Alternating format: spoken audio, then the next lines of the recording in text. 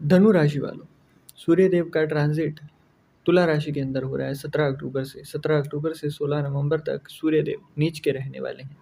अब नीच के रहेंगे और आपके भाग्य भाव के स्वामी हैं और 11th हाउस के अंदर इनका ट्रांजिट हो रहा है। तो इसका क्या प्रभाव होगा और कौन सी सावधानियां हैं जो कि आपको खास तौर पर रखनी है। यहाँ पर जब सूर्य देव नीच के हो जाएंगे और क्योंकि भाग्य भाव के स्वामी हैं, तो यहाँ पर कहीं ना कहीं आपके द्वारा लाभ के लालच में नुकसान करवाना, अपना फाइनेंशियल लॉस करवाना देखने को मिलेगा। तो इस समय में अगर कोई ऐसी स्कीम आपके पास आए, है ना, कि यहाँ पर ऐसे लगा लीजिए, कोई भी लालच भरा आपके पास ऑफर आए, तो उससे बचाव करना आपके लिए फायदेमंद होगा। यहाँ पर ऐसी चीज़ में अगर फंस गए तो सालों तक आप हो सकता है ना निकल पाएँ, है ना? तो इस चीज़ का आपको खास तौर पर ध्यान देना है।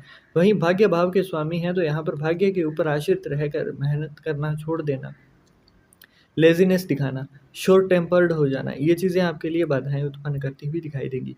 धनु राशि, क्योंकि आप एक फायर एलिमेंट को दिखाते हो, तो यहाँ पर ना जब सूर्य देव आपके 11वें भाव में जाएँगे और नीच के हो जाएँगे, तो आपको जब भी कोई ज्ञान देगा, जब भी आपके ऊपर कोई बात करेगा, है ना? तो आप यहाँ पर शॉर्ट टेम्पर्ड होते हुए दिखाई देंगे और इस तरीके से आप गुस्से के अंदर किसी को कुछ कहकर या फिर गुस्से में कोई ऐसा कृत्य करके अपने जीवन के अंदर मुसीबतों को आमंत्रित करते हुए दिखाई देंगे। तो इस समय के अंदर आपको खास तौर पर ध्यान देना है कि आप गुस्से के अंदर जब भी हों, जब भी आपको बहुत तेज गुस्सा आ रहा हो, तो उस समय पर आप शांतिपूर्ण रहने की कोशिश करेंगे और यहाँ पर किसी को भी कुछ भी कहने से या फिर विवाद में उलझने से बचाव करना होगा आपको।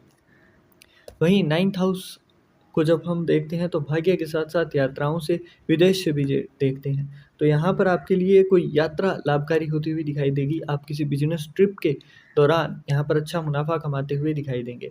इसके साथ साथ सरकार से जुड़े हुए, हालांकि नीच के हैं परंतु फिर भी सरकार से जुड़े हुए आपके कार्य जो है वो आपके भाग्य की सहायता से अच्छे मुकाम पर पहुँचते हुए दिखाई देंगे। अब यहाँ पर 2 चीज़ों का दान देने के लिए आपको पूर्ण रूप से मनाही होगी। आपको किसी भी धार्मिक स्थान के ऊपर आटे का दान बिल्कुल नहीं देना है। नकदी बिल्कुल दान नहीं देनी है। ख़ास तौर पर 17 अक्टूबर से 16 नवंबर के बीच में आपको नकदी और आटे का दान देने से बचाव करना है। वहीं आगे अगर देखा जाए तो यहाँ पर सूर्य और मंगल की युति बनेगी 17 अक्टूबर से 28 अक्टूबर के बीच में और सूर्य और बुध भी दोनों के दोनों 11th हाउस के अंदर हैं। तो शुरुआती ट्रांजिट जब होगा तो वो आपके अंदर एक कॉन्फिडेंस बढ़ेगा, एक नई उमंग भरेगा, आपके काम बनते हुए नजर आएंगे। परंतु यहाँ पर जैसे ही 24 अक्टूबर को बुध वृश्चिक राशि के अंदर चले जाएंगे तो उसके बाद थोड़ी मंदी यहाँ पर देखने को मिलेगी। उसके बाद में आपको लगेगा कि क्या जो मैं कार्य कर रहा हूँ वो सही है। तो इस समय के अंदर आपको अपने आप के साथ धैर्य के साथ रहना है।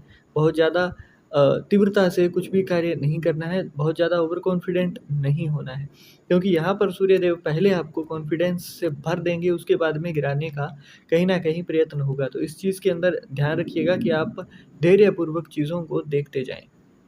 वहीं अगर हम देखें तो यहाँ पर मंगल के साथ युति है और 2 फायर प्लैनेट यहाँ पर 11th हाउस के अंदर हैं। तो इसलिए भी आपको अपनी, जब आप जोश के अंदर हो तो थोड़ा-सा होश ना गँवाना आपके लिए फ़ायदेमंद होगा, क्योंकि आप जोश के अंदर आकर यहाँ पर 28 अक्टूबर से पहले-पहले अपना नुकसान करवाते हुए दिखाई देंगे। तो इस चीज़ के अंदर आपको ख़ास तौर पर ध्यान देना है।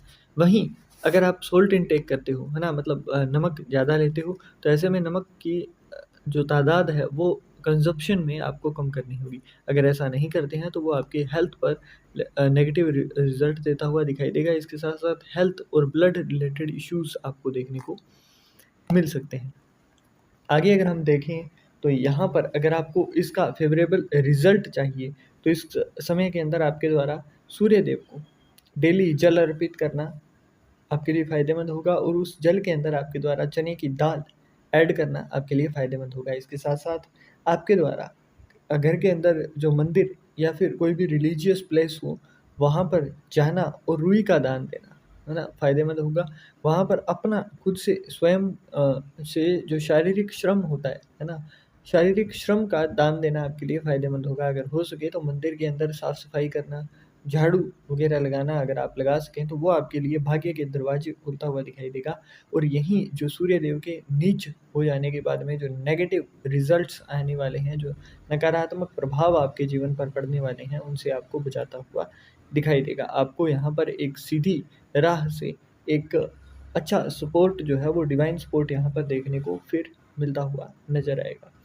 भाग्य भाव है, तो यहाँ पर भाग्य का ही अगर हमें साथ मिल जाए, तो इस समय के अंदर आपको ज़्यादा मुसीबतों का सामना नहीं करना पड़ेगा।